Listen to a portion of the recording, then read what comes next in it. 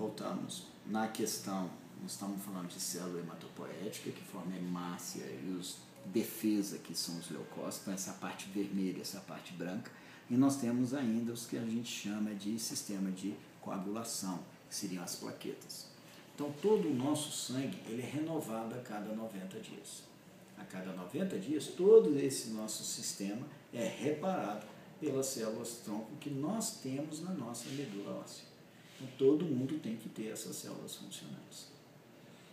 Bem, falamos aí das questões das células-tronco embrionárias e das células-tronco de adulto.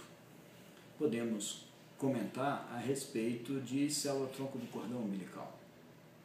E o que a gente tem visto constantemente na mídia é a questão de armazenar essas células-tronco de cordão umbilical. O cordão umbilical é lá no nenenzinho dentro da barriga. Então agora nós estamos voltando lá para o feto que está dentro da barriga da mãe dele.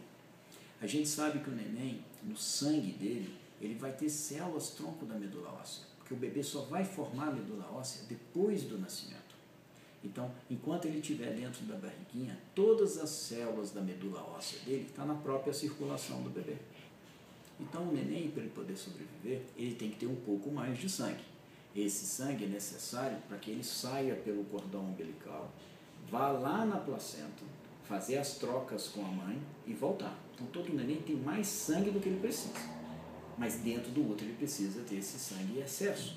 Então, descobriu-se, não é nenhuma novidade, já tem mais de 25 anos, que o sangue do cordão umbilical do neném é rico em células-tronco da medula óssea. Então, quando o neném nasce, nós temos que ligar o cordão, fazer a ligadura do cordão. Quando você corta o cordão umbilical, todo o sangue que estava para dentro do cordão e da placenta vai estar separado do neném. Então, o neném já nasceu, esse sangue não vai fazer falta para ele. E era um sangue que a gente jogava fora. Então hoje a gente pode pegar esse sangue, retirar esse sangue que está dentro da placenta e dentro do cordão umbilical, mandar para uma máquina onde ela possa separar células, componentes sanguíneos que todo mundo tem, daquelas células-tronco da medula óssea que o neném tem ali. Separada essas células, a gente pode armazenar essas células através de congelamento. Então, se você congelar essas células, a vantagem é que você vai ter aí um backup para o futuro, se for necessário, utilizar essas células com a grande vantagem que não precisa fazer prova nenhuma de compatibilidade, porque a célula é sua mesmo. Então, teria 100% de compatibilidade.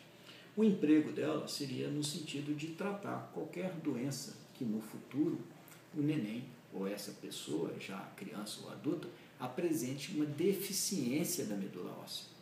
Então, a forma de você reparar uma deficiência é trocando. Você troca um órgão pelo outro. Como ele tem o dele guardado, ele poderia então descongelar e aplicar essas células de volta para ele com 100% de compatibilidade.